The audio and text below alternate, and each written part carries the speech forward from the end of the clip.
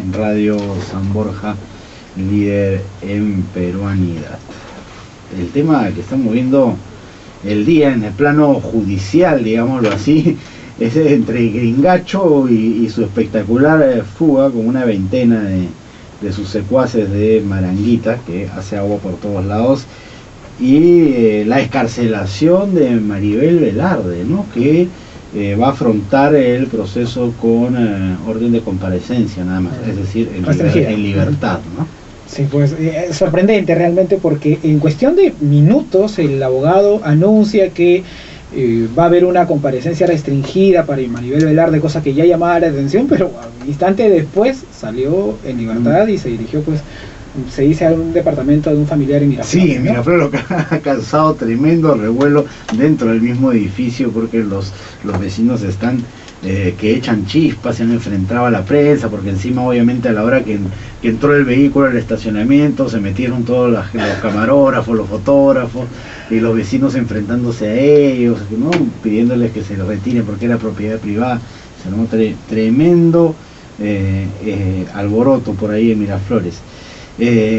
Estaba conversando yo con un amigo abogado hoy por la tarde, y me decía que nosotros tenemos una cultura carcelaria, ¿no? De encarcelar por quítame esta paja, por cualquier delito, mientras se lleva el proceso.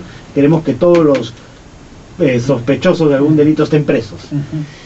Y me dicen que en otros países es al contrario, ¿no? Porque en realidad vas preso como última opción. Generalmente se pide una fianza, se pide una garantía, y llevas el proceso en libertad, ¿no? Justamente es para evitar que las cárceles se repleten de presos que están no ya sentenciados, sino son procesados en realidad, ¿no? Sobre todo en delitos de este tipo. En este caso creo que se ha cumplido ese principio, ¿no? Porque es cuando hay un peligro real de fuga, o de que puedas desde la libertad entorpecer el proceso, que te ponen dentro, en prisión, ¿no? Un peligro para la sociedad. Pero en este caso parece que la jueza que está viendo el caso no ha visto que haya ningún peligro de fuga, o que Maribel Velarde pueda desde la libertad entorpecer de alguna manera su proceso, y le ha dado la orden de comparecencia. Ahora, hay un nivel de efectividad definitivamente en los abogados, ¿no? Tiene 3 abogados que han movido el asunto, que lo han hecho bastante rápido, digamos, teniendo en cuenta que la policía estableció un tiempo para poder hacer las investigaciones, el tiempo de ley, que son 15 días, y que ya ha culminado esto, antes de que se culmine, el 10 me parece se culminaba, ha terminado saliendo libre. Claro, lo que no significa que sea inocente o que la justicia la haya favorecido, sencillamente que dicen que mientras se lleve el proceso ya puede estar en libertad, tendrá que acudir, pues, a todos los llamados que le haga la justicia para esclarecer su situación, y más nada. Y es un principio, como decía, que se sigue en la mayoría de países. Nosotros más bien tendemos a meter a todos presos, y preso llevas tu proceso hasta que puedes ser declarado incluso inocente y te has pasado un periodo en la cárcel, ¿no? Y eso no te lo resarce nadie, ¿no? Un ejemplo claro de esto es Liliana Castro, ¿no? Que ha tenido todo el proceso, casi 3 años. Casi 3 años, y finalmente y es declarada inocente. Ha sido declarada inocente. Aunque es en primera instancia, pero de todas maneras, ¿no? Claro, o sea, hay un veredicto, hay un grupo de personas que evaluaron el caso, que lo estudiaron, y que llegaron a una conclusión. En su momento muchos abogados, muchos juristas hablaban de que eso les parecía bastante injusto, ¿no? Porque no había un peligro real de fuga, ellas tenían domicilio conocido, y eso debería bastar para que lleves el proceso en libertad y no en prisión, ¿no? Pero bueno, en este caso parece que los abogados de Maribel Velarde han conseguido que ese principio prime, ¿no? Más allá de las sospechas de la población y de todo lo demás, pues hay ahí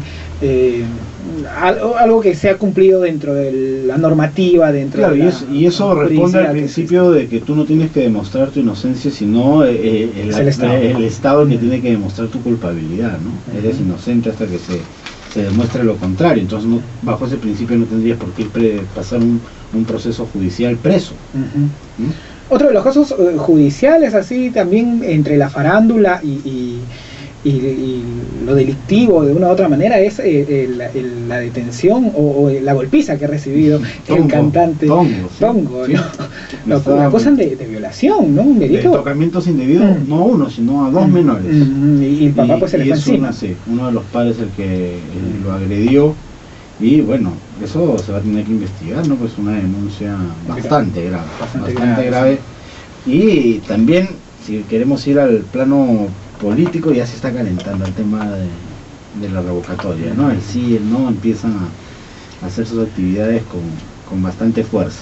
Ayer la campaña ya un poco se sentía de manera más intensa a partir de estos letreros que aparecieron en varios puntos de la ciudad y con una uniformidad, todos de panel blanco, letras azules y rojas, ¿no? En San Juan del Urigancho, en el Agustino hay paneles. En la Vía Expresa, la Vía Expresa, ¿no? De la Vía Expresa de Paseo de la República, que ahí personas con su letrerito. Ahí hubo un cierto enfrentamiento entre estos manifestantes, los que cargaban los letreros, y agentes municipales que trataban de quitarlos de ahí, de la vía, ¿no? Y hoy día la jefa de la OMPE, que también pues se ha pronunciado, ¿no? Con cierta preocupación y reclamo, con una sonrisa que buscaba la tranquilidad, creo, en el fondo, pero las declaraciones eran bastante fuertes, tema que vamos a ampliar en otro momento, más adelante. Así es, estamos en la línea con el congresista Renzo Reyardo, que nos va a ayudar un poco a tratar de encontrar alguna explicación, alguna solución, si es que se puede, sobre esto que nos despertó la noche del primer día, la mañana del primer día del año, con la fuga de casi una treintena de jovencitos, bastante prontuariados, por cierto, de Maranguita, y que ha desnudado una vez más los problemas que se tienen en este centro correccional de menores. Congresista, muy buenas tardes. Buenas tardes, Juan Carlos, Miguel, un gusto escucharlos y llegar a sus oyentes con esta noticia, porque efectivamente, como acaban de mencionar, despertó a los peruanos el primer día del año, y con esta sorpresa que fue la fuga de una veintena de jóvenes que están inmersos en actos delictivos y que son delincuentes, y hay que decirlo con toda su letra, y que tienen que tener un trato no especial ni diferenciado, sino todo lo contrario, un trato como tales, como delincuentes, y para eso necesitamos modificar una serie de normas. Nosotros tenemos un proyecto de ley presentado en la bancada de concertación parlamentaria ya hace varios meses y que hasta ahora está pendiente de debate y por supuesto de aprobación, que es el de tipificar a los delitos más severos que ocasionen menores de edad entre los 16 y los 18 años, y tomarlos como delitos de mayores de edad. Por supuesto, delitos como homicidio, parricidio, delitos, reitero, que generen mucho daño a la sociedad. Que es el caso de Gringallo, por ejemplo. De alguna manera con esto contrarrestar un poquito lo que estamos viendo hoy día, ¿no? Ahora, ¿qué hacer con Maranguita? Bueno, obviamente el alcalde Heresia ha puesto nuevamente el grito en el cielo porque tiene que salir en defensa de sus vecinos, pero parece que el Poder Judicial no es capaz de dar una solución inteligente, de repente creativa, utilizando la mano de los privados, ¿no?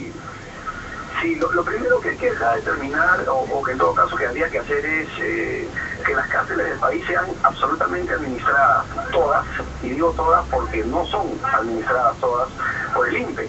Aquí hay algunas que las ve la Policía Nacional, otras el Instituto Nacional Penitenciario en su mayoría, sin duda, y algunas otras el Poder Judicial, como es el caso de este centro de reclusión de menores de edad, o de rehabilitación de menores de edad. Creo yo que finalmente esto debería de pasar en manos todo del INPE y de alguna u otra manera también empezar a privatizar, si no los penales en su conjunto, por lo menos los servicios penitenciarios. Eso genera eficiencia y por supuesto genera que tengamos mejores controles. Yo voy a poner un ejemplo, los llamados brazaletes electrónicos o los grilletes electrónicos, que tanta falta hacen en el país y que se aprobaron las leyes en su momento, que se aprobó el presupuesto para poder aplicarlo, para que las cárceles puedan estar pues realmente digamos pobladas por personas de peligrosidad y no por gente que ni siquiera tiene sentencia. Una estadística simplemente es que el 60% de personas que están en las interiores de las cárceles en este país, el 60% no son sentenciados, son simplemente procesados, y eso es grave.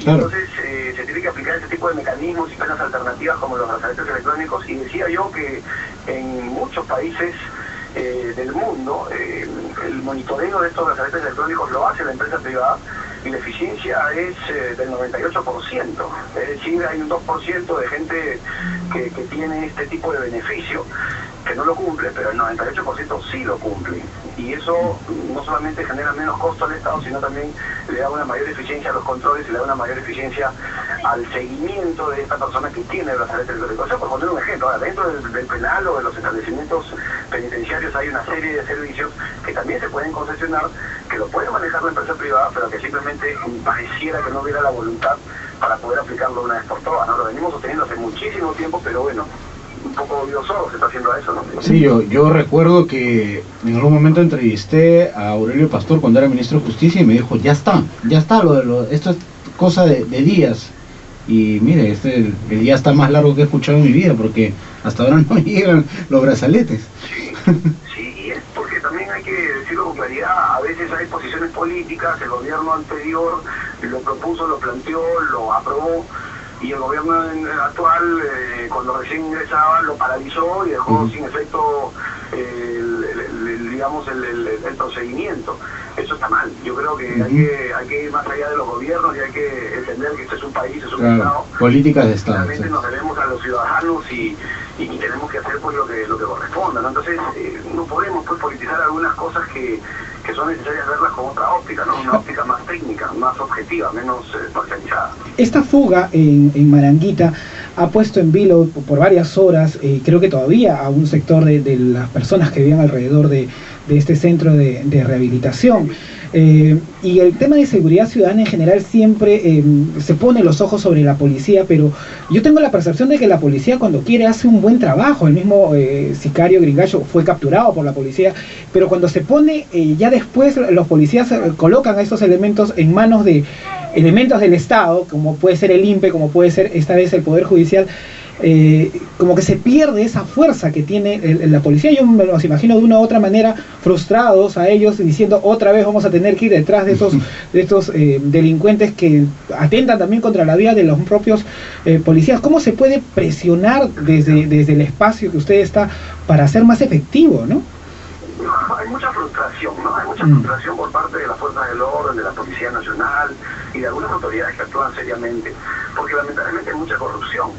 Y la corrupción está en todas las instancias del sector público y por supuesto también del sector privado. Para que haya corruptos, tiene que haber corruptores. Y el sector privado y la gente y la población, lamentablemente, muchas veces caen en este tipo de actividades, ¿no? Ya lo sabemos cuando, por ejemplo, detienen a alguien en estado de ebriedad y